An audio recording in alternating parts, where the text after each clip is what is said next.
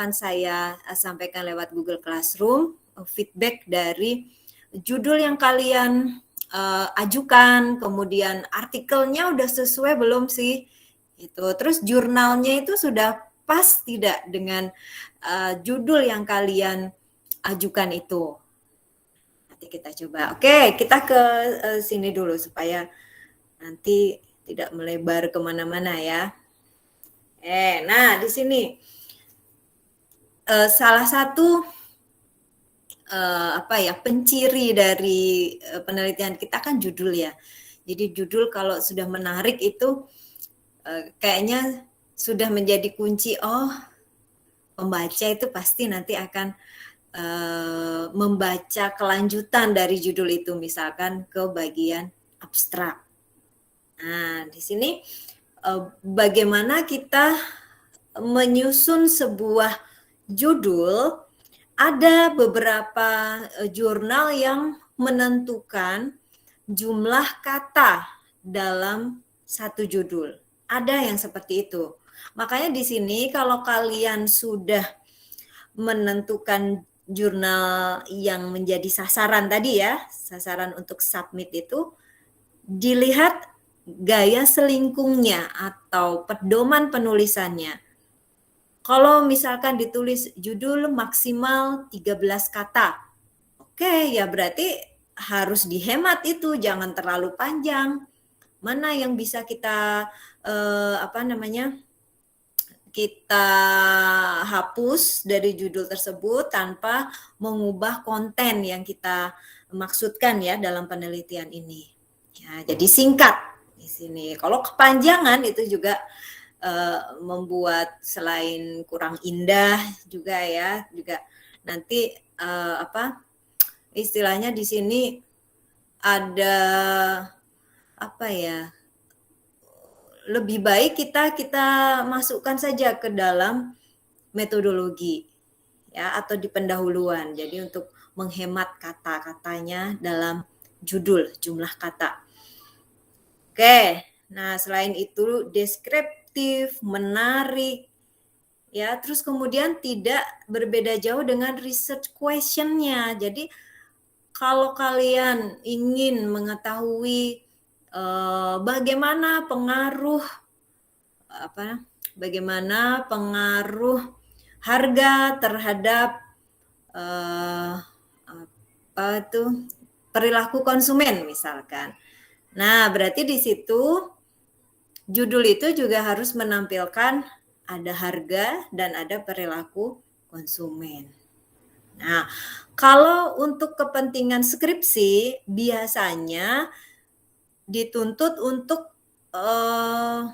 menyebutkan lengkap variabelnya. Nah, makanya berbeda antara skripsi dengan artikel yang ada di jurnal itu ya.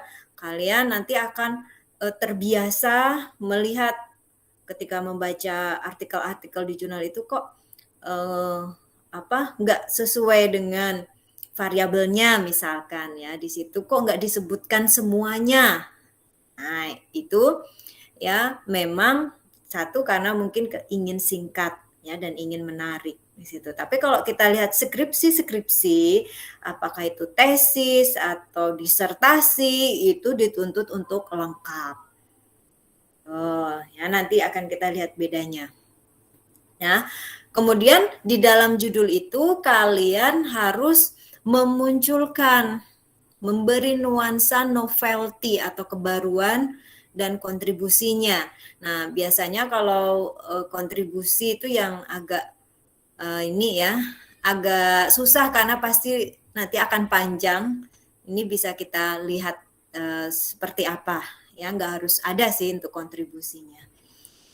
Nah, kemudian tidak terlalu lokal.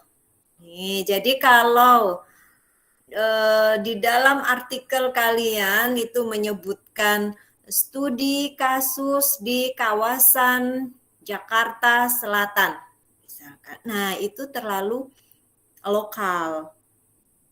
Tuh, itu bisa kalian jelaskan saja di dalam metodologi. Ya, nggak usah disebutkan di judul. Ya, kalau di skripsi boleh. ya, studi kasus misalkan tadi pengaruh harga terhadap perilaku konsumen, ya, studi kasus di supermarket Jakarta Selatan misalkan. Nah, di sini nih kalau untuk skripsi diperbolehkan ya, ada penyebutan nama tempatnya. Ya, tapi kalau untuk artikel sebaiknya itu ditempatkan saja di metodologi. Kenapa? Untuk mempersingkat juga, jangan terlalu panjang judulnya. Gitu ya. Oke, dan kemudian tidak mengulang. Nah, ini yang kadang agak susah juga ya. Saya juga masih ini kadang memunculkan kata-kata yang berulang seperti financial kayak gitu, agak susah untuk menghilangkannya. Oke, jadi ini dalam pembuatan judul, penyusunan judul itu setidaknya unsur-unsur ini yang harus ada. Tapi memang untuk penelitian seperti penelitian etnografi kayak gitu tuh justru malah dimunculkan sisi lokalnya. Ya, penelitian etnografi kan penelitian yang khas di suatu daerah. Ya, justru malah disebutkan. Makanya ini tergantung dari jenis penelitian kalian apa.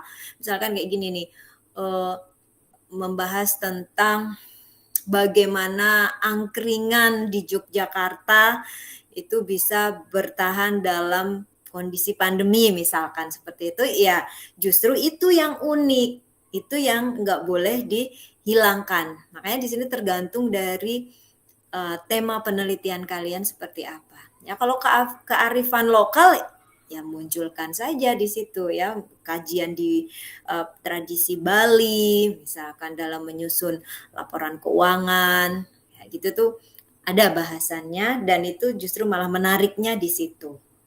Oke.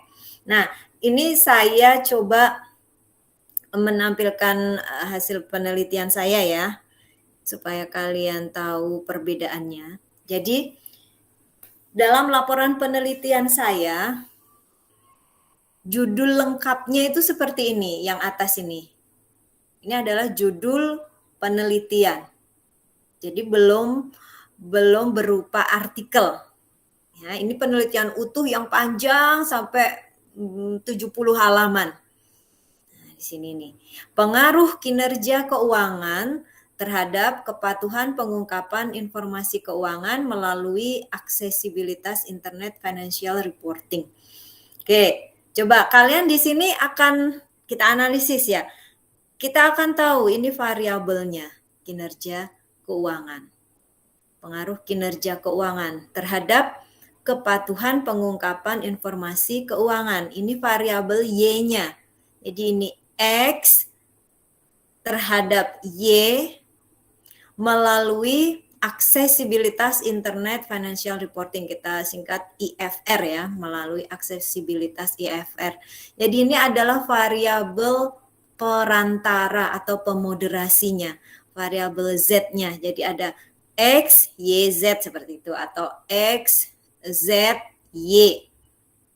Nah, ada 3 variabel yang kita hubungkan secara path analysis. Analisis jalur. Nah, kita lihat di sini di judul penelitian, di judul laporan penelitian itu lengkap variabel-variabelnya seperti ini.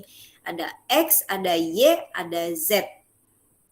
Nah, ketika laporan penelitian yang ada ini kita submit ke jurnal, judul ini bisa kita rubah ya menjadi judul yang pertama ini. Nah, di sini dalam judul yang pertama ini justru malah pertanyaan yang dijadikan sebagai judul atau kalimat tanya ya. Nah, boleh nggak? Boleh saja di situ. Jadi ini justru research question-nya itu di sini. Ya, kita jadikan sebagai judul. Nah, bagaimana kalau ini dijadikan ke judul penelitian? Mungkin yang akan memberi dana itu kurang kurang setuju ya, karena belum jelas variabel-variabelnya apa. Gitu ya, karena ini penelitian yang didanai.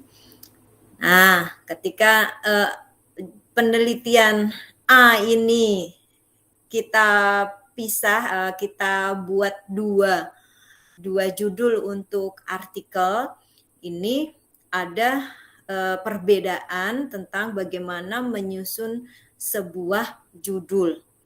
Ya, dari yang judul yang pertama ini kita tidak menemukan yang namanya ini internet financial reporting ini. Oh, ini masih ada ya, aksesibilitas ini sebagai perantaranya, variabel pemoderasinya. Nah, ini kemudian disclosure-nya, pengungkapannya, ini kepatuhan pengungkapan ada. Yang tidak ada adalah kinerja keuangan. Ya, tapi dari sini nanti kita harus mulai menjelaskan bagaimana menariknya penelitian ini di bagian introduction. Jadi di bagian pendahuluan itu harus dimunculkan. Nah, ini artikel yang di tahun 2020 di jurnal internasional di negara mana ya, Austria kalau nggak salah ini, penerbit jurnalnya ya. Nah, yang kedua, ini sebenarnya ini kalau saya bilang banyak pengulangan seperti yang ada di slide sebelumnya ya. Ada beberapa kali pengulangan financial performance. Ini bahkan financial tuh ada 3, 1, 2, 3. Ini sebenarnya judul yang kurang bagus ya. Karena ada pengulangan beberapa kali untuk satu kata. Nah, ini sebenarnya bisa disederhanakan lagi. Tapi ketika saya submit ke jurnal, mereka nggak meminta untuk merevisi, ya sudah, nggak apa-apa. Ya, oke. Nah, di sini analisisnya adalah analisis deskriptif ya. Jadi, dalam satu judul penelitian, kita bisa membuat 2 artikel. Yang pertama ini artikel yang berkaitan dengan hipotesis penelitian, dan yang kedua ini adalah artikel deskripsi data dari penelitian. Jadi misalkan skripsi besok ya mau dibuat 2 seperti ini bisa, tergantung hipotesisnya nanti ada berapa di situ atau research question-nya. Oke, nah ini gambarannya seperti ini. Beda antara judul penelitian, judul laporan penelitian dengan judul yang ada di artikel-artikel. Oke, nah setelah tadi kita ngomongin judul ya, sekarang gimana kita caranya untuk menyiapkan manuskrip artikel itu? Oke, nah di sini yang pertama memang harus kita tahu dulu ya sasarannya mau kemana sih, mau jurnal mana yang kita submit nantinya, supaya tahu bagaimana susunan dari penulisan artikel tersebut, karena masing-masing jurnal kemungkinan berbeda ya cara penulisannya, mungkin style referensinya itu berbeda, atau isi dari body artikelnya itu berbeda, atau jenis hurufnya. Nah, ini juga perlu kita siapkan dulu mau kemana gitu jurnal sasarannya ya. Nah, kemudian kalau sudah dapat jurnal sasarannya sesuai skupnya itu ya. Jadi kalau kalian mau memilih jurnal itu dilihat pertama kali itu fokus and scope-nya. Masuk nggak saya ke sini? Artikel saya sesuai nggak dengan judul yang saya pilih? Ya. Terus berbayar tidak? Nah, ini penting ya, karena ada juga yang berbayar ya meskipun hanya 350.000, tapi penting juga di sini karena Kalian kan masih meminta ke orang tua. Nah, di sini coba cari aja yang masih gratis di situ. Ya, kemudian kalau sudah tahu jurnalnya, kita lihat pedoman penulisannya. Komposisinya apa? Kalau secara umum sih seperti ini. Jadi dari judul, abstrak, nanti mulai body artikelnya itu adalah introduction, ya, kemudian ada metodologi, research and analysis, discussion, conclusion. Nah, ini acknowledgement itu kalau kita didanai ya penelitiannya, kemudian referensi. Nah, coba kalau kalian amati, sama nggak dengan yang ada di skripsi? Ada perbedaan kan ya? Di sini dalam penulisan manuskrip artikel, kita tidak menyendirikan atau memisahkan bagian kajian teori. Kalau di skripsi, kalian bisa melihat bab 1 itu pendahuluan, tujuan penelitian, rumusan masalah. Bab 2, kajian teori, penelitian relevan, hipotesis. Nah, karena ini adalah manuskrip yang singkat, jadi ini ada di dalam introduction itu. Jadi pendahuluan, teori, kemudian perumusan hipotesis, itu semuanya itu ada di introduction, di pendahuluan. Jadi nyampur di situ. Kalau skripsi tidak ya, dibedakan bab 1 sampai ke manfaat penelitian, bab 2 kajian teori sampai ke hipotesis. Nah, ini enggak, kita gabung semuanya di introduction itu. Jadi semua teori juga masuk ke situ. Nah, bedanya kalau di artikel penelitian kita lebih mengacu ke hasil-hasil penelitian, bukan ke teori kajian dari literatur buku. Nah, bedanya di situ. Kalau untuk skripsi kita masih harus mencari dari buku-buku kan ya, dari buku. Kalau pemasaran ya J.R. Terry dan sebagainya. Nah, ini kalau di sini ambil saja dari jurnal-jurnal yang ada, dari open access jurnal yang mudah kita peroleh. Nah, di situ kita bisa mengutipnya untuk dijadikan sebagai introduction. Jadi sebagai teori, sebagai bagian pendahuluan yang intinya nanti kita ingin tahu penelitian kita tuh bedanya apa sih dengan penelitian sebelumnya? Itu uniknya di mana? Ini penting di sini di introduction ini. Ya, kita mulai untuk mengenalkan penelitian kita bahwa ini penting loh diteliti gitu ya. Oke, nah ini isinya ya, komposisi dari sebuah artikel. Ya, selain itu ada state of the art-nya. Nah, inilah yang tadi kita singgung-singgung tentang novelty. Nah, di sini kita harus banyak-banyak membaca, ya. Kita lihat orang lain, ilmuwan-ilmuwan lain itu sudah sampai mana sih membahas tentang e-commerce ini, misalkan. Ya, kita lihat yang jangan terlalu lama ya penelitiannya, kita lihat di situ mereka banyak membicarakan tentang hal-hal misalkan alat pembayarannya. Nah, dari situ coba kita lihat tulisan kita, penelitian kita itu mau melakukan apa. Kalau orang lain sudah melakukan A, apakah saya akan melakukan B? Atau saya akan menjadikan A itu menjadi lebih unik lagi. Nah, di situ harus kita ungkapkan di dalam introduction. Ya. Nah, kemudian bedanya apa dengan yang kalian baca tadi di literatur-literatur sebelumnya? Kalian sudah saya minta untuk mencari 5 literatur, 5 artikel Nah, di situ coba nanti dianalisis bedanya dengan penelitianmu itu apa? Ya, yang sedang kamu tulis sekarang itu apa bedanya?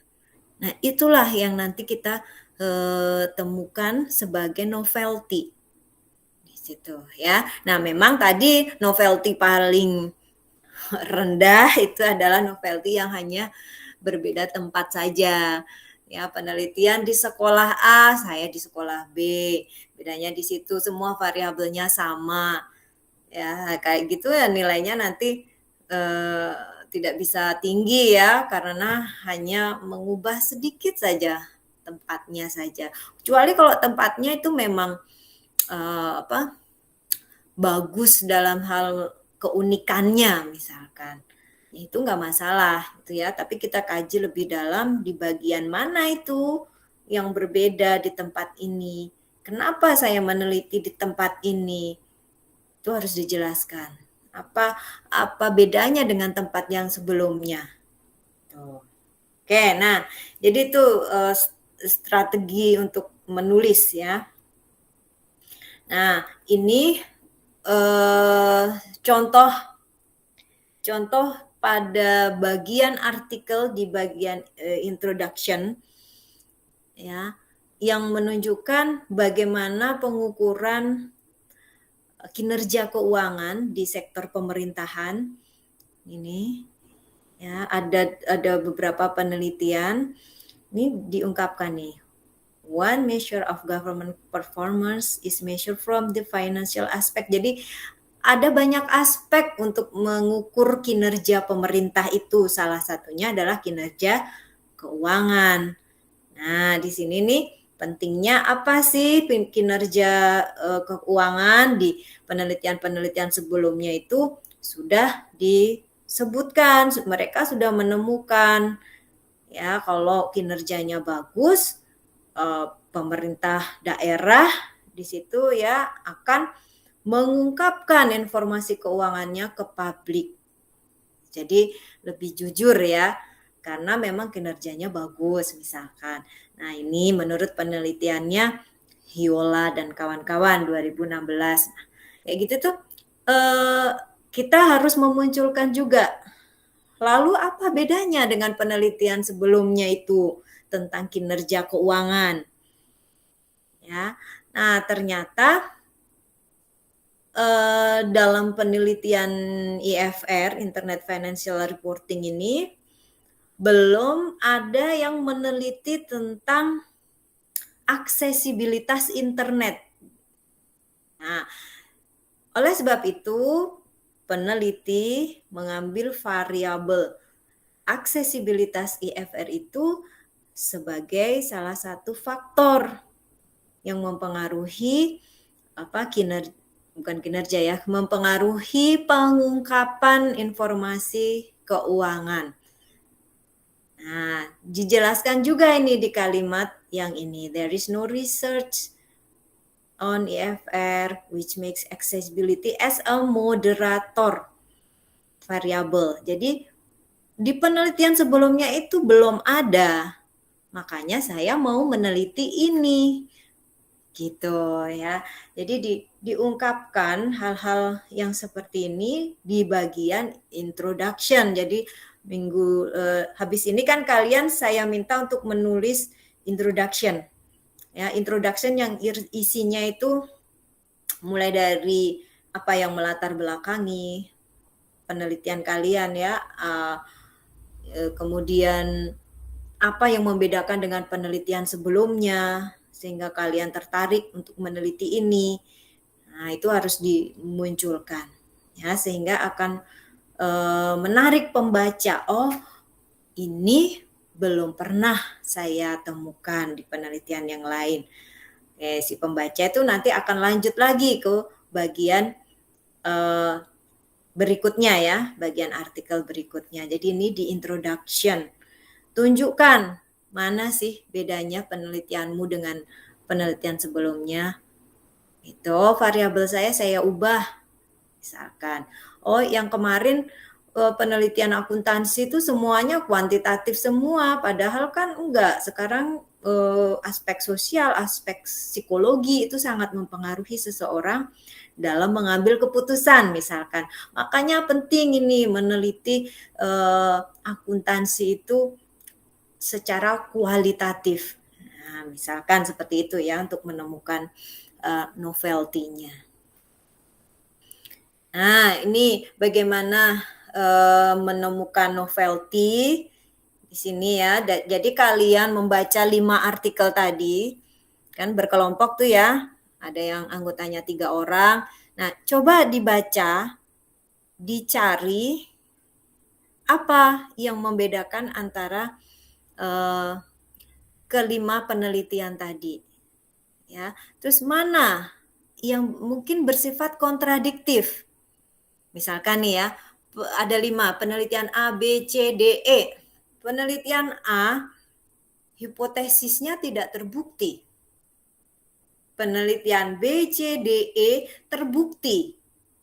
Dia bisa membuktikan hipotesis di situ. Oke, berarti ini apa? Kontradiktif. Tuh, kontradiktif kenapa sih? Aku ketemu hipotesisnya, kenapa yang lainnya enggak? Misalkan seperti itu. Nah, ini makanya saya akan meneliti ini.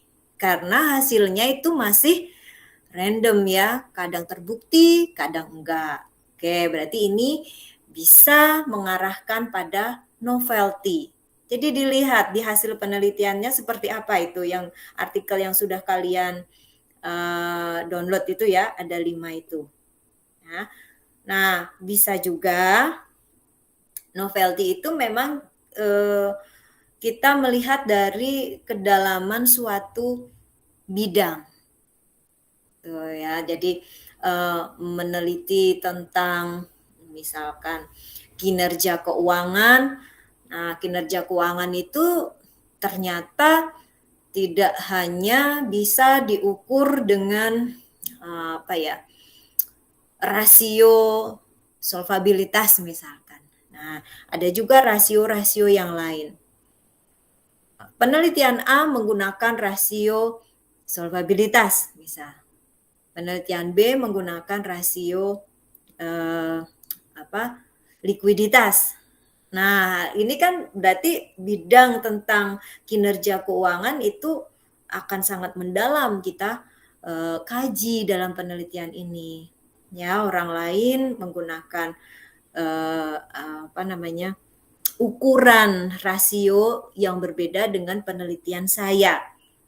Nah, padahal rasio ini juga bisa sebenarnya menurut teori ya, menurut teori rasio ini bisa dipakai sebagai kinerja keuangan, tapi orang lain belum ada yang meneliti seperti itu, misalkan. Maka ini bisa diangkat sebagai novelty penelitian kita.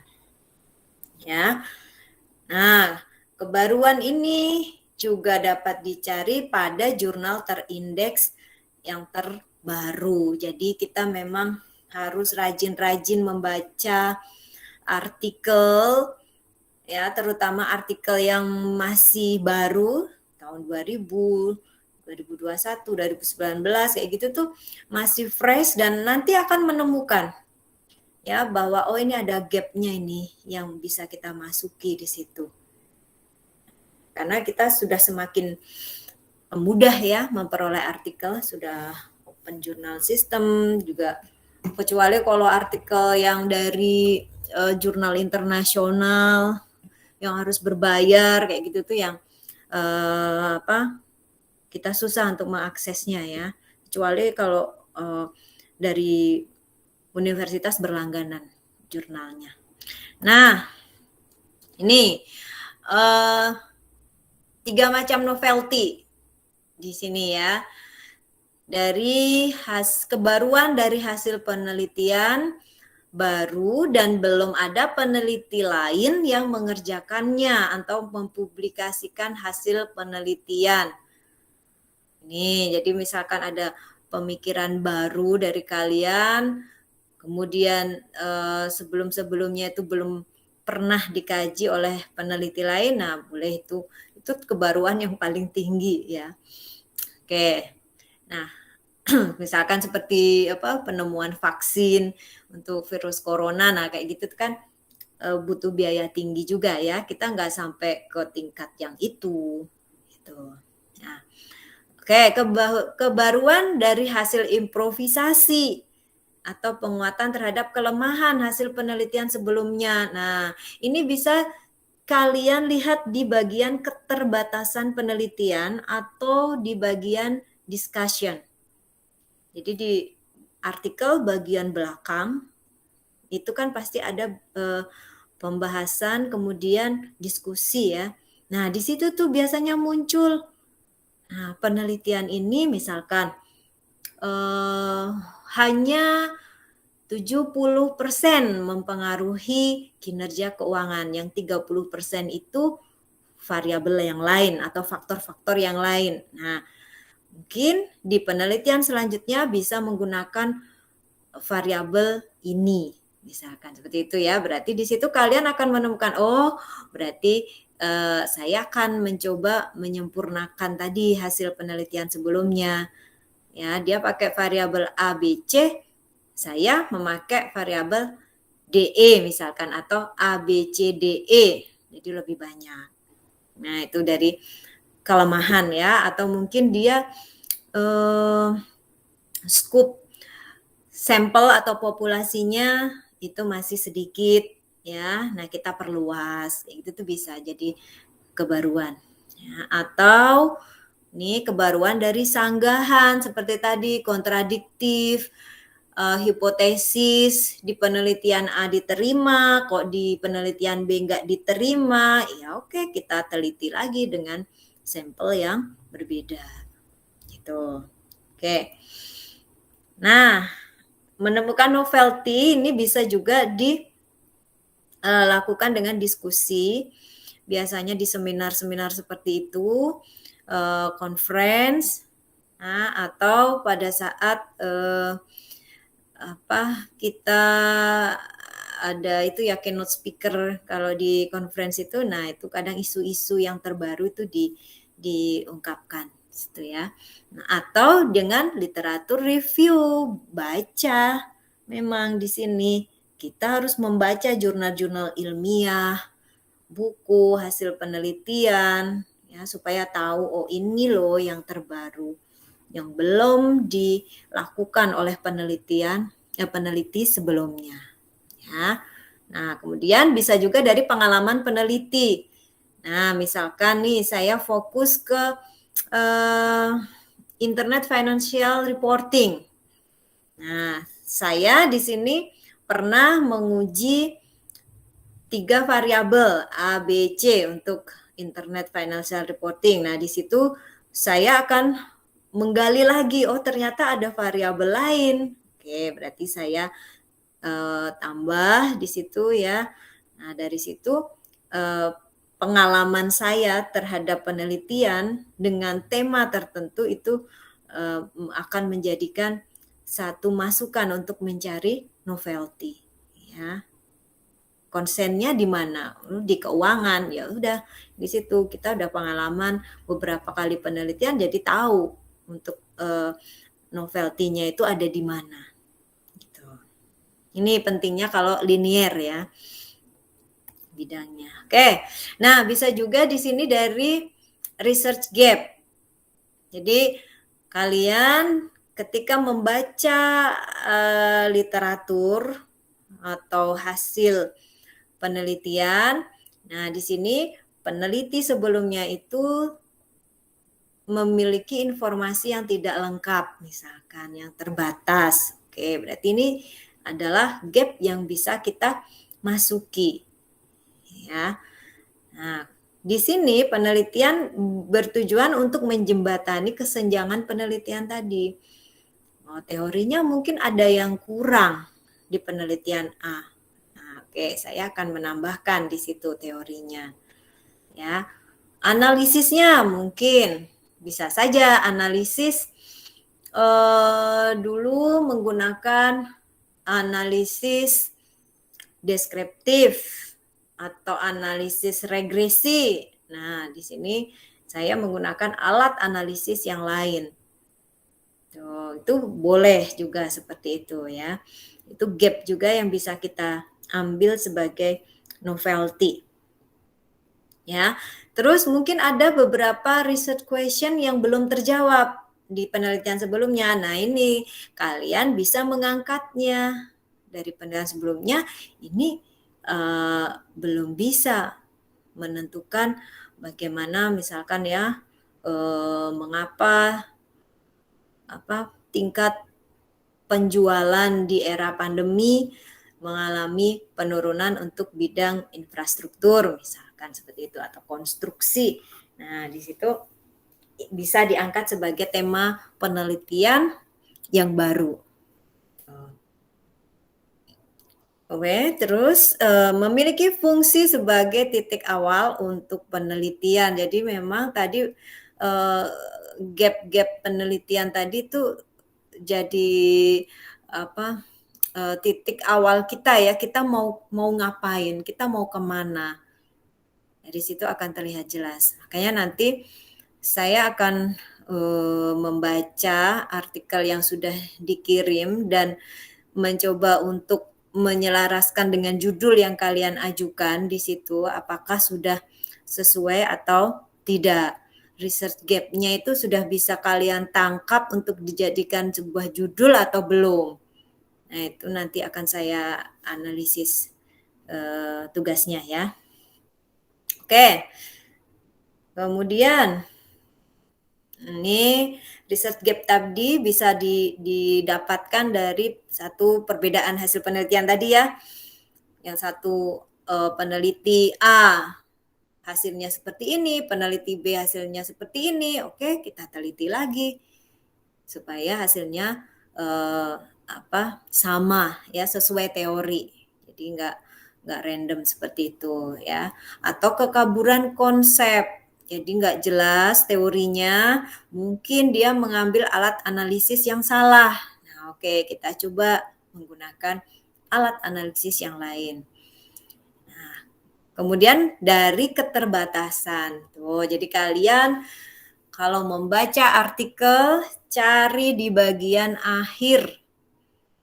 Di situ cermati di bagian keterbatasan penelitian itu apa yang dia sarankan untuk peneliti selanjutnya.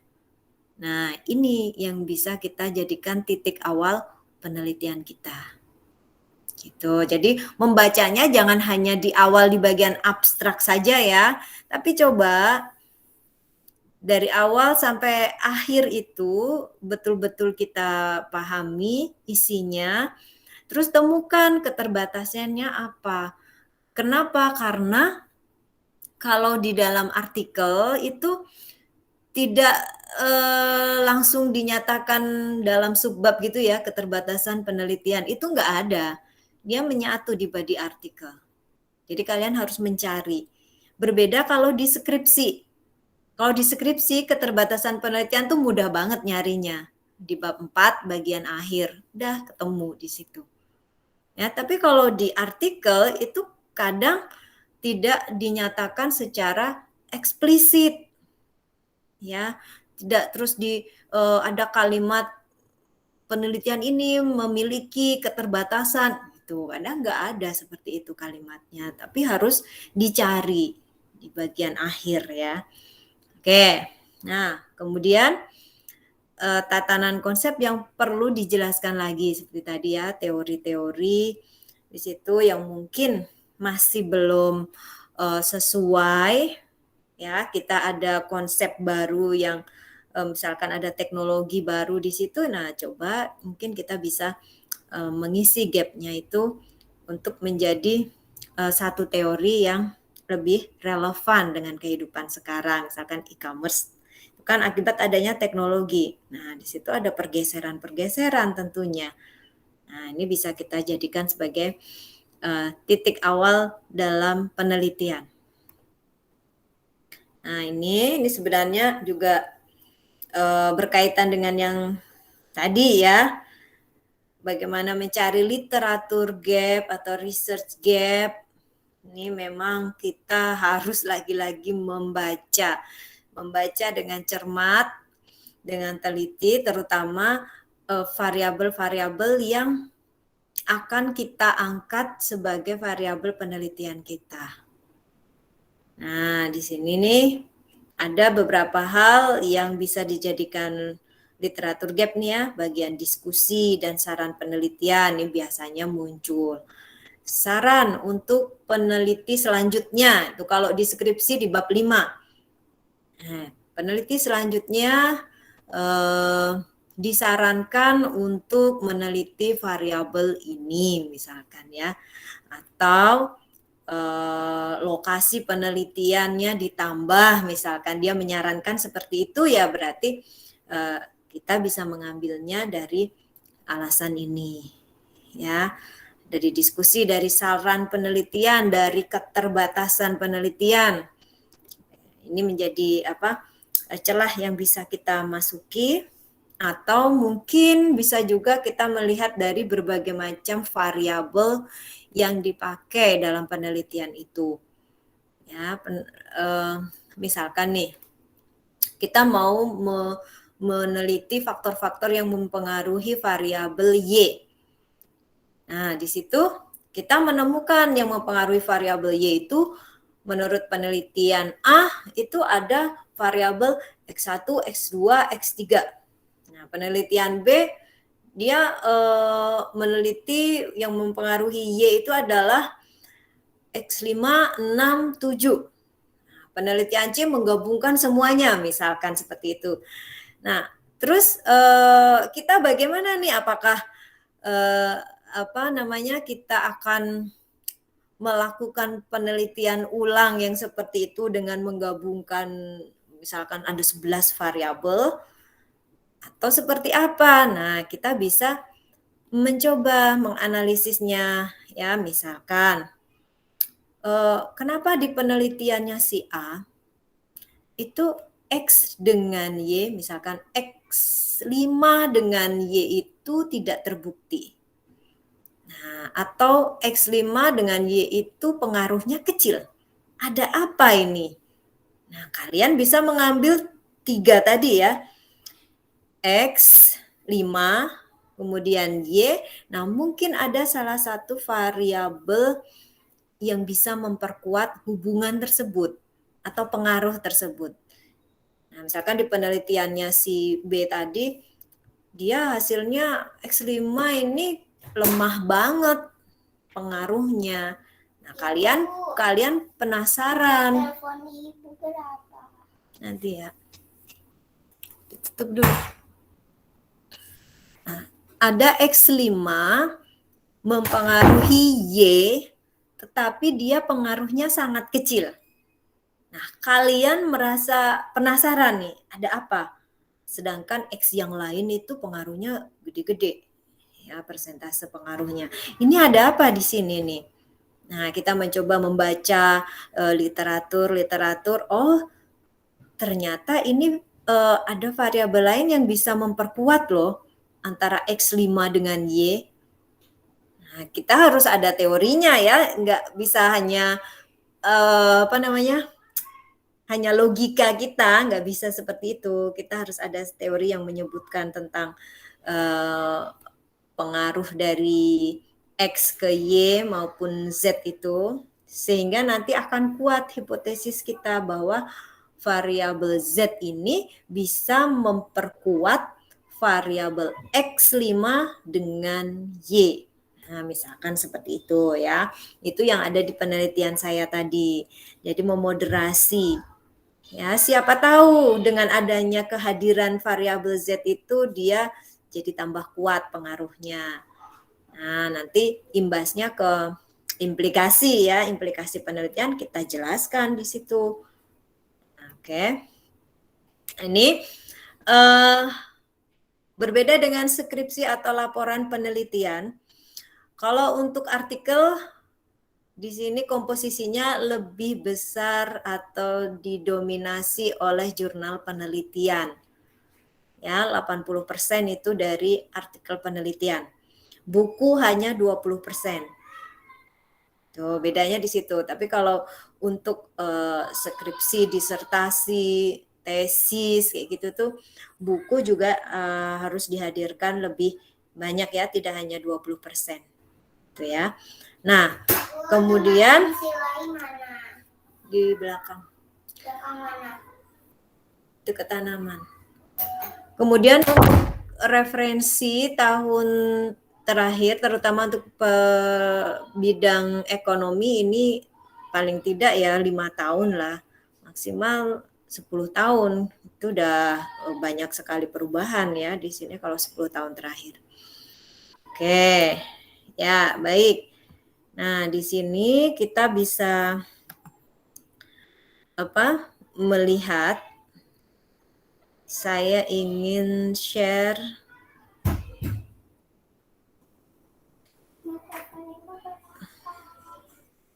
Sebentar, saya ingin share.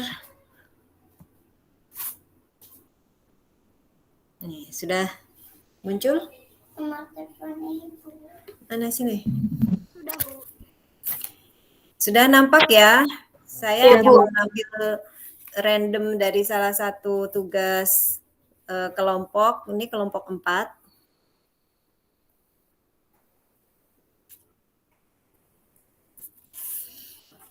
Oke, nah di sini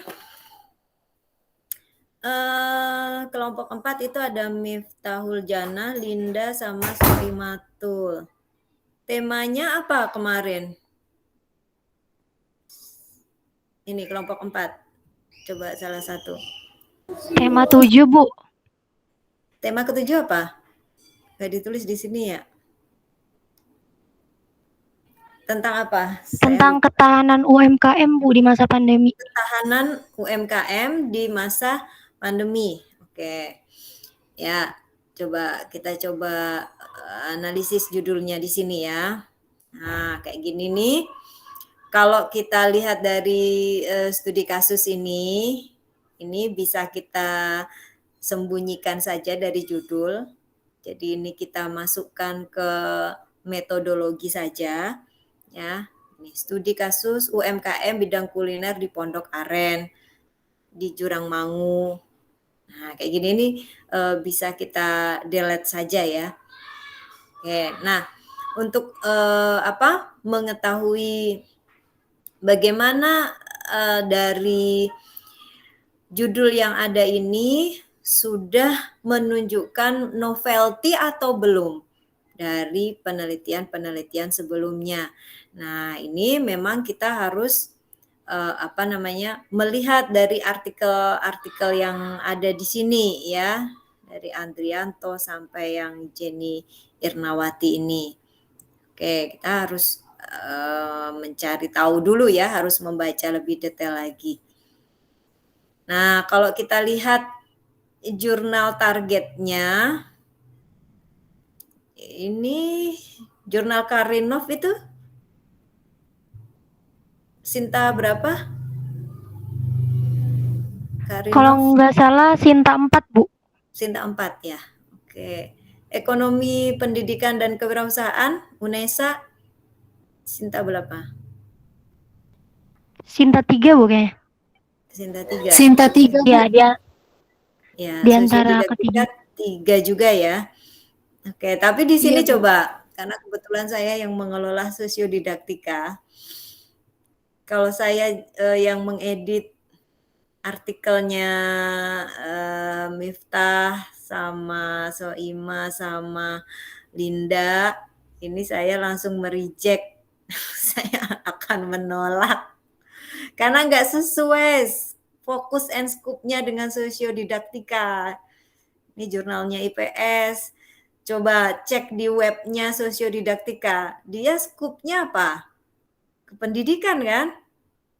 Kependidikan IPS. Nah, IPS itu bisa pendidikan geografi, pendidikan sosiologi, ekonomi ya, pendidikan, tapi ada label pendidikannya. Nah, kalau kita melihat judul yang diajukan sini, 1, 2, 3 ini, ada nggak yang berkaitan dengan kependidikan? Nggak ada kan? Tidak ada. Nggak ada, Bu. Ini hati-hati juga ya, harus melihat. Karena pengelola jurnal itu mereka akan menjaga fokus and scope-nya itu supaya kualitas jurnalnya itu juga tetap bagus, ya. Kalau misalkan artikel yang di bidang ekonomi non kependidikan itu masuk ke jurnal, dimuat, maka ketika nanti akan akreditasi atau reakreditasi, ini menjadi poin yang bisa mengurangi secara keseluruhan. Kenapa? Karena di luar fokus and scope-nya. Gitu. Nih, analisis strategi pemasaran. Ya jelas dia tentang ekonomi di sini ya, e-commerce, UMKM. Nah, jurnal yang berkaitan dengan pemasaran, kemudian tentang UMKM, kemudian tentang apa di sini manajemen itu bisa dijadikan sebagai target jurnal. Tapi kalau di sosiodidaktika ini nggak bisa ini, Soima ya. Dia langsung Iya, reject Bu. nanti kalau dikirimkan ke sosiodidaktika ditolak nanti jadi sakit hati kalau ditolak. Oke, baik. Nah, di sini silakan kalau ada yang ingin ditanyakan. Kita buka sesi diskusinya ya. Oke. Bu, saya mau nanya. Siapa dulu nih? Habibah. Ya, silahkan.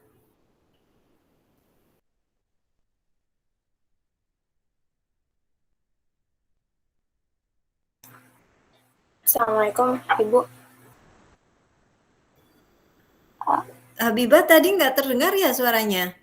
Jadi Itu nggak? salah, Ibu. Itu salah, Ibu. Itu salah. Oh, Namanya oke, Habibah, oke. Jadi tapi orangnya salah. Bu Habibah. Ini Bu jadi salah. siapa nih? Itu suaranya salah, Ibu. Yang namanya Habibah, tapi orangnya salah.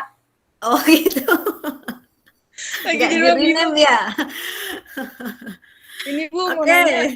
Baik, siapa jadinya yang mau duluan? Salah dulu ya, Pita. Iya, Salah mau nanya silakan.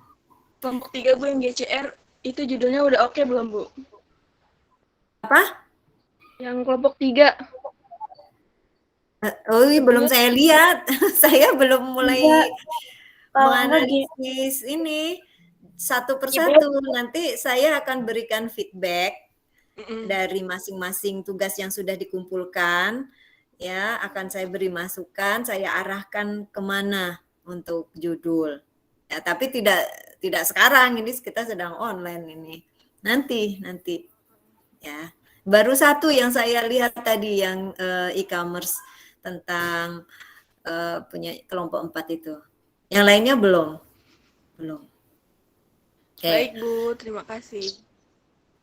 Ya, silakan ada lagi. Tadi terkait judul, terkait novelty, itu paham ya, kita besok sudah mulai menulis.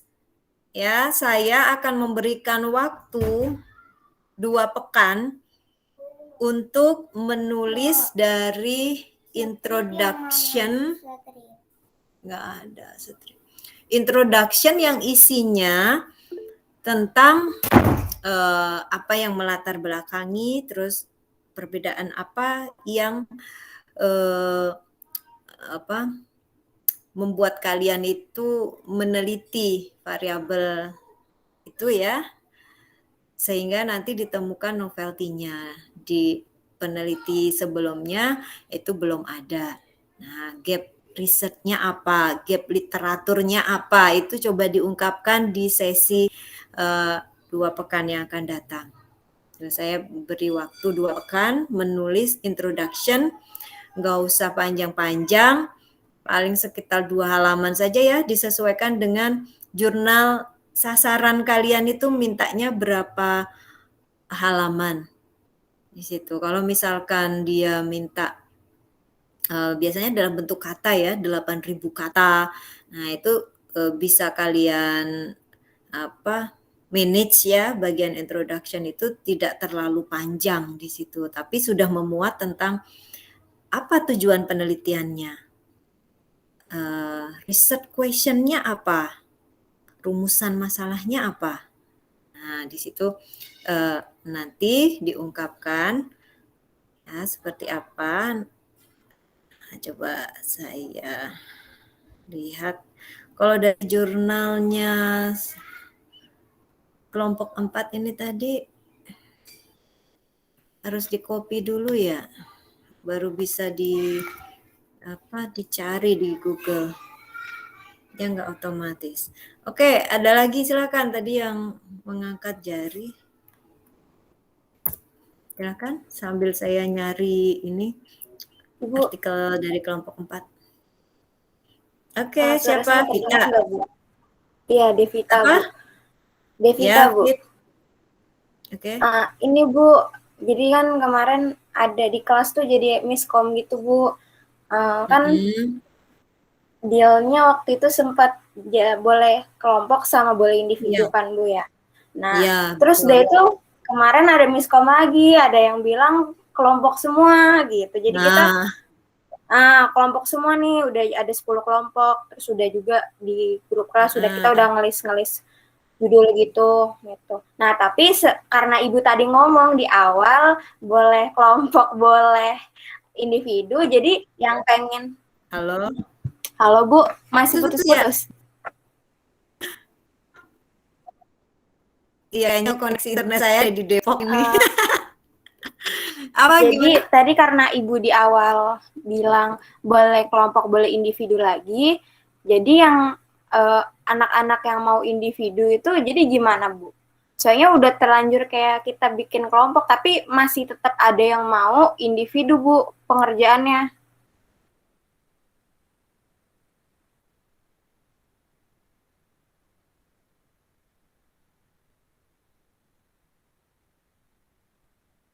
Ini koneksi ibunya ya? Iya, Fit. Iya, Fit.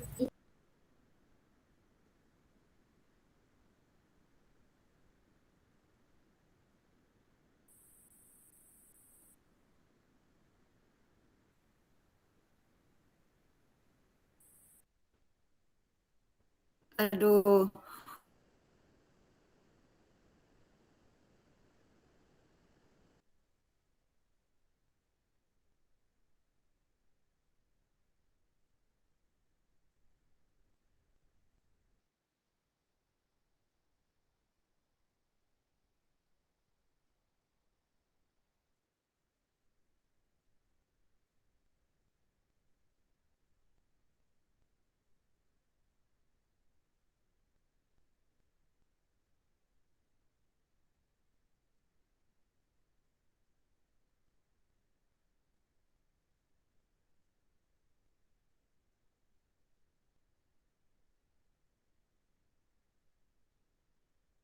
Oke. Aduh, jaringan saya nggak stabil ini. Coba gimana tadi? Tadi terdengar nggak, Bu? Vita? Iya, kan kemarin jadi ada miskom gitu yang kata masalah itu. Saya ulang ya, Bu, maaf. Kan kemarin kita ada miskom yang masalah kelompok atau individu. Terus dia tuh kemarin ada yang informasiin jadinya kelompok semua gitu. Nah, tapi terus kita udah bikin kelompok semua kan tuh 10 orang. Terus dia tuh barusan pas di pembukaan Ibu bilang boleh kelompok, boleh individu. Nah, jadi anak-anak yang pengen individu itu yang walaupun udah berkelompok itu tetap mau ngerjain individu juga. Nah, itu jadi solusinya gimana, Bu, kalau untuk itu? Oke, jadi gini, kalau misalkan tadi saya sudah menggarisbawahi ya di WA itu, jika memang ini akan digunakan sebagai topik atau judul skripsi, ya berarti kerjakan saja ini dengan individu, secara individu. Jadi lepas dari kelompok, gitu ya. Tapi kalau memang nanti skripsinya akan berniat menggunakan judul yang lain, ya kerjakan dengan berkelompok itu akan lebih ringan. Tuh, karena memang nanti kan pembagian kerja ya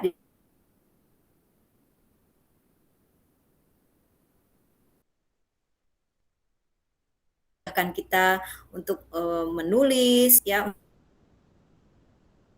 untuk mengambil data ke lapangan itu akan lebih mudah dengan kelompok. Itu. Tapi kalau memang tadi seperti saya katakan, kalau memang berniat ini untuk dijadikan judul skripsi, oke, mulai dari sekarang dikerjakan secara individu, nggak masalah. Ya, jadi lepas dari kelompoknya. Nah, temennya yang tadi sudah membentuk satu kelompok,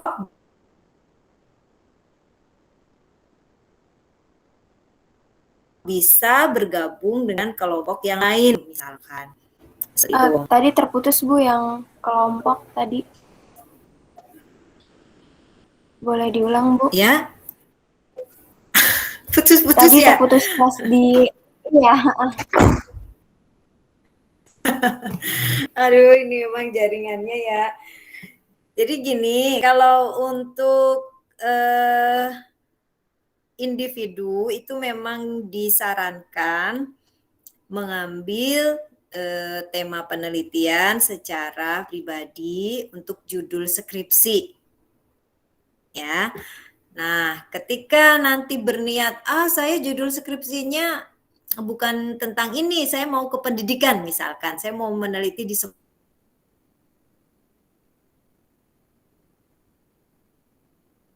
sekolah saja. Oke, berarti bentuk menginginkan untuk tidak menjadikan sebagai judul skripsi gitu. Jadi buat saja kelompok baru ya di luar judul skripsi yang nanti akan diajukan ke jurusan. Karena nanti kan kita kalau mau mengajukan judul skripsi itu harus dilaporkan satu persatu ya mahasiswanya, namanya siapa, judulnya yang apa, itu diajukan ke jurusan gitu. Jadi untuk MPE ini kita buat tersendiri yang satu kelompok kalau memang tidak menginginkan ini sebagai skripsinya besok. Gitu, bentuk saja kelompok baru. Situ.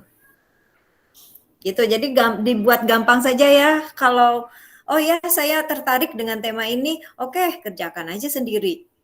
Gitu. Nanti juga manfaatnya akan terasa ketika pengajuan judul itu kita sudah siap dengan artikel-artikelnya, sudah ada semua ya. Tapi kalau tidak berniat mau mengambil judul yang lain, oke, kerjakan dengan berkelompok, di-share jobnya supaya lebih ringan ya. Nanti di situ kita akan membahas pekerjaan dari misalkan 3 anggota atau 4 anggota, di situ bisa kita sharing nantinya pekerjaannya. Oke, gitu ya, Vita. Sudah clear ya? Nah, baik. Ini Altania mau nanya ya? Altania? Bu, boleh Bu. Assalamualaikum Bu. Waalaikumsalam, silakan. Ya Bu, mungkin tadi udah diinginkan ya untuk membuat penelitian secara individu. Nah itu untuk GCR-nya bagaimana Bu? Apa boleh di-unsubmit Bu? Tapi kan kalau di-unsubmit jatuhnya jadi telat gitu ya Bu, gimana? Google Classroom-nya di unsubmit. Oh, maksudnya sudah terlanjur dalam satu kelompok gitu? Iya Ibu. Jadi kan tahunya kita kelompok gitu Bu. Kalau misalkan boleh individu, yang individu pengen ngasih judul sendiri dan otomatis berarti kan judul kelompoknya di unsubmit tuh Bu. Gimana Bu? Coba ada fasilitas itu enggak ya di Google Classroom? Saya belum pernah ini sih menarik tugas atau mengganti tugas itu ada nggak di Google Classroom fasilitas itu? Paling adanya diperpanjang Bu waktunya. Oh ya, jadi kalian bisa mengirimnya 2 ya? Iya Ibu. Yang Jadi revisian yang terbaru, terus yang lama itu nanti juga diberikan keterangan. Jadi chat juga dengan saya di Google Classroom itu kan ada ya yang ruang untuk chatting dengan dosen. Nah, di situ dikirim ulang, diberikan keterangan. Jadi yang dipakai adalah yang tugas yang ini misalkan. Oke, nanti saya perpanjang untuk tugasnya. Kalau ada perubahan-perubahan anggota ya, terus kemudian ada hal-hal lain, nanti akan saya beri kesempatan untuk mensubmit lagi tugasnya dengan tugas yang jawaban yang terbaru ya, yang akan digunakan sebagai skripsi nantinya. Baik, Oke, gitu Altania. Ya, terima kasih banyak ya Bu. Oke, baik. Ada lagi mungkin?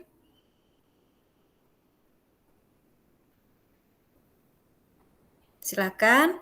Nah, di sini kalian yang sudah berbekal 5 artikel relevan tadi, ya, untuk menulis introduction itu bisa ditambahkan dengan artikel yang lainnya ya. Jadi jangan hanya 5. Nah, 5 itu untuk pedoman saya menentukan judul itu. Jadi kalau kalian minggu depan atau 2 pekan itu menulis introduction, jangan pakai 5 saja, harus ditambah lagi itu. Ya, artikel-artikel penelitian yang lain harus di-download lagi, mencari yang gap literaturnya, gap risetnya tadi, sehingga nanti menemukan novelty-nya itu di mana penelitian kalian. Tuh, jadi nambah lagi artikelnya. Saya nanti akan memberikan feedback atas judul dan artikel yang kalian kirimkan ke saya, linknya itu ya. Saya akan cek nanti sudah tepat belum judulnya seperti ini berdasarkan artikel-artikel tadi. Oke, jadi nanti ditunggu saja feedbacknya dari saya. Oke. Silakan, ada lagi mungkin yang mau ditanyakan? Ibu izin bertanya. Ya, Tami. Untuk 5 artikel yang di luar dari jurnal yang di Sinta itu harus tetap terdaftar di Sinta atau bagaimana ya Bu? Yang penting online, Tami. Ya, yang penting dia bisa kita akses secara online, nggak harus dia terakreditasi Sinta, itu enggak. Jadi misalkan dia kalian peroleh artikelnya itu dari DOAJ misalnya. Nah, DOAJ itu kan bukan Sinta, tapi dia online artikelnya, boleh seperti itu. Yang penting kita ketika nanti memasukkan ke dalam Mendeley dan dia muncul di referensi itu jelas sumbernya itu kemana. Itu kita bisa merunut artikelnya yang mana. Nah, nggak apa-apa ya. Atau mungkin kalian mau pakai jurnal internasional, ya itu bagus itu ya, yang Q1. Kan kalau jurnal internasional tuh ada Q1 sampai Q4. Yang paling bagus itu Q1. Ya, jadi Q4 itu paling rendah ya. Nah, ada juga yang tidak terakreditasi, jadi dia tidak masuk ke dalam Scopus. Jadi Scopus itu lembaga pengindeks. Dia memasukkan ada jurnal-jurnal internasional yang masuk ke masing-masing tingkat tadi, Q1, Q2, Q3, Q4. Tuh kalau internasional. Nah, kalian kalau memakai itu ya nggak apa-apa. Ya. Meskipun dia tidak terdaftar di Sinta Ristek Dikti. Tapi tetap boleh asalkan dia bisa diperoleh dengan online ya. Seperti itu. Ya, ada lagi silakan. Saya Bu, saya mau nanya. Oke. Iya Bu, tadi kan sudah sedikit Ibu bahas ya mengenai tadi tugas judul dari kelompok 4. Nah kan tadi ada 3 jurnal yang kami ajukan. Nah dari 3 jurnal itu kan kita udah neliti nih Bu, jurnal tersebut itu ternyata nggak berbayar. Nah jurnal tersebut juga menuliskan bahwa kita tuh harus ada Turnitin sama Mendeley, dan itu kalau misalkan kita mau upload ke jurnal tersebut berarti kita harus cek dulu ya Bu? turnitinnya berapa persen gitu misalkan. Turnitinnya, iya. Iya, Bu. Harus dicek dulu. Atau kalau enggak, biasanya kita hanya mengirimkan naskahnya saja tanpa mengecek turnitinnya, itu mereka mau. Jadi nggak harus rigid aturan-aturannya itu ya. Kadang pengelola jurnal itu juga bisa memaklumi. Nah, kalian menggunakan pengutipan Mendeley tapi tidak mengecek plagiarismenya dengan Turnitin misalkan. Nah, itu oleh pengelola jurnal sih kadang nggak masalah. Tapi kalau memang dia sudah Sinta 1, Sinta 2, nah itu kadang diminta juga. Tuh, tapi kalau targetnya masih Sinta 3, 4, 5, 6 itu mereka ini sih nggak terlalu mempermasalahkan Turnitinnya. Tapi Bu, kalau misalkan kita nggak cek dulu kan kita nggak tahu Bu, kita plagiasinya berapa persen gitu. Iya, memang. Cuman di situ kalau memakai cek plagiarisme yang berbayar itu yang kadang agak susah ya. Di kampus disediakan sih di perpustakaan lantai 7, tapi yang di Ciputat itu saya pernah menggunakan jasanya. Jadi di situ kita tinggal menyerahkan saja. Nanti kalau mahasiswa ada sendiri sih, ada mahasiswa akun untuk dosen ada sendiri. Nah, di situ kita minta tolong untuk scan ya berapa tingkat plagiarisme kita. Ada di perpus lantai 7 tuh kalau mau ke sana. Maaf Bu, sebelumnya juga Pak Iwan emang ngomong juga sih untuk dicek dulu maksimalnya itu 30%. Ya, berapa? 30%. Pokoknya harus di 30% gitu. Terus juga kalau buat ngecek itu bisa lewat, nggak mesti datang ke kampus, bisa kok kita lewat Google Form. Kita isi aja Google Form untuk perpustakaan FIPK, nanti dikirim lewat email. Oh gitu. Jadi mereka yang ngecek ya, kita tinggal menerima hasil. Iya Bu. Iya Bu. Oh gitu ya, lebih mudah lagi seperti itu, dipakai aja fasilitas pengecekan plagiarismenya ya, karena memang sudah disediakan dan lebih mudah untuk pengecekannya. Tapi memang secara praktiknya kita pengelola jurnal itu karena susah dapat artikelnya ya, susah dapat artikel, jadi kadang itu mengabaikan hal-hal seperti cek plagiarisme kayak gitu tuh dilewatin, di skip aja. Yang penting artikelnya ada. Cuman kan beberapa jurnal yang terutama yang internasional ya, mereka mentargetkan skor plagiarismenya itu sekitar 21%. Ada yang 25%. Nah, kalau seperti itu kita harus berpikir ulang mau mensubmit artikel kita ya, bagaimana kita memparafrasekan kutipan kita yang dari orang lain itu ya, idenya dari mereka tetapi kata-katanya kita sendiri yang buat. Nah, kayak gitu tuh supaya mencegah plagiarisme. Tuh, jadi tetap ada sumber ide mereka, tapi kalimat yang kita susun itu menggunakan kalimat sendiri. Ya, jadi makanya ada juga yang bilang seperti ini, kalau kalian mau menulis, ya kan baca dulu ya, supaya bisa nulis kan baca dulu. Kita baca literatur. Habis itu tutup literaturnya, tutup artikelnya, mulai kita menulis. Supaya apa? Supaya kita tidak terjebak dengan plagiarisme tadi. Itu.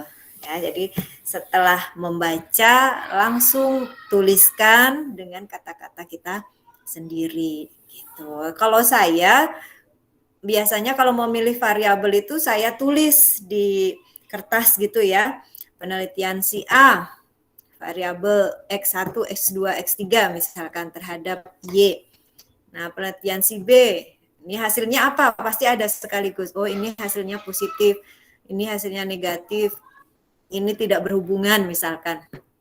Penelitian si B saya buat lagi seperti itu. Oh, ada gap di sini, ada yang berbeda antara penelitian A dengan B hasilnya. Oke, berarti saya bisa ngambil itu sebagai penelitian saya. Gitu. Jadi ditulis di coret-coretan itu variabel-variabelnya, ya.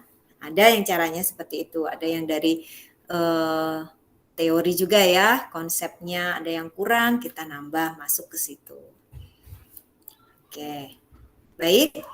Bu, Ada kalau lagi, yang untuk gap silakan. tadi itu,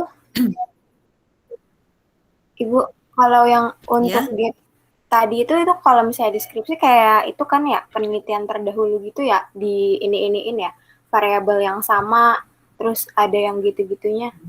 Betul nggak, Bu? Iya, iya. Jadi kita melihat hasil penelitian A, mereka misalkan ya uji pengaruh X1 terhadap Y, itu hasilnya seperti apa? Penelitian si B misalkan, oh hasilnya sama. Nah, misalkan kayak seperti itu bisa kita tuliskan kutipannya berturut-turut ya. Jadi ini semakin kuat ini bahwa X1 ini mempengaruhi Y misalkan. Nah, artinya ini nanti kita mau kembangkan seperti apa penelitiannya. Gitu, atau kontradiktif tadi. Kontradiktif si A hasilnya enggak berpengaruh, si B hasilnya berpengaruh. Kenapa bisa berbeda seperti ini? Kita kan pengen tahu ya. Ya udah teliti saja di situ. Gitu. Itu salah satunya ya, novelty di situ. Atau alat analisisnya ya yang mungkin menggunakan regresi, kalian menggunakan PET analisis atau menggunakan SEM. Nah, itu kalau dilihat dari sisi analisis datanya gitu. Ya, atau mungkin deskriptif. Dulu kuantitatif, sekarang kita mau menggali secara kualitatif. Nah, itu juga bisa. Penelitian-penelitian terdahulu seperti ini, saya mau gini, alasannya apa, itu harus jelas dan ilmiah ya, jangan hanya karena kepengen kita aja, nggak boleh seperti itu. Tuh. Oke, ada lagi mungkin, silakan.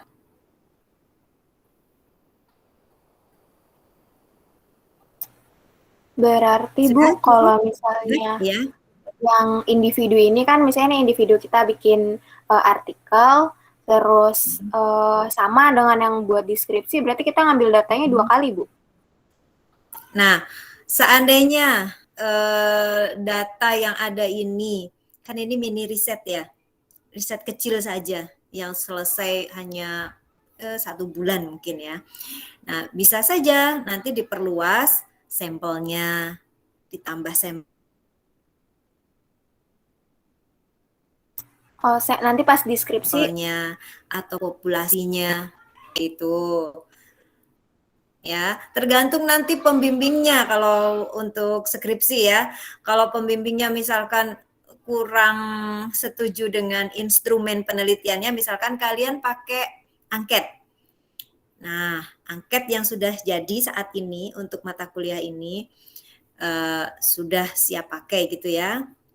Tapi ternyata ketika bimbingan dengan dospem yang ditunjuk, ternyata ada beberapa hal yang harus diperbaiki pertanyaannya. Misalkan pertanyaan di angket itu harus disederhanakan supaya gampang. Nah, kayak gitu tuh ya berarti ya kita harus menyebar angket yang baru gitu. Ya, jadi kita gunakan angket yang baru, terus sesuaikan dengan penelitian kita, populasi, sampel, kayak gitu tuh mungkin saja lebih luas lagi karena kita hanya skupnya kecil, ya kita gunakan skripsi, kita perlebar penelitiannya, ya yang tadinya hanya satu kelurahan misalkan ya, sekarang menjadi satu kota misal seperti itu, ya atau mungkin meneliti tentang kinerja keuangannya provinsi yang ada di Pulau Jawa. Nah, itu kan sedikit ya provinsinya. Sekarang di seluruh Indonesia, misal datanya seperti itu. Kayak gitu. Jadi lebih luas, disesuaikan dengan waktu. Ya, waktu kita di sini 1 semester ini hanya 4 bulan dan sudah berjalan 1 bulan ini, berarti kita punya waktu yang mungkin 2 bulan nggak nyampe ya. Artinya itu harus harus kita perhatikan juga ketika menentukan sampel atau populasinya. Jangan terlalu banyak. Pertanyaan penelitian juga seperti itu, nggak usah banyak-banyak. Ya, kita hanya mini riset di sini. Ya, nggak usah mempertanyakan sampai detail berapa variabel di situ ya. Kita sesuaikan. Ya, terus kemudian sampel populasinya jangan banyak-banyak. Ini juga terkait dengan biaya. Nanti biasanya responden itu kan ada yang minta apa namanya souvenir kayak gitu kan agak susah juga ya kita mau mengambil data.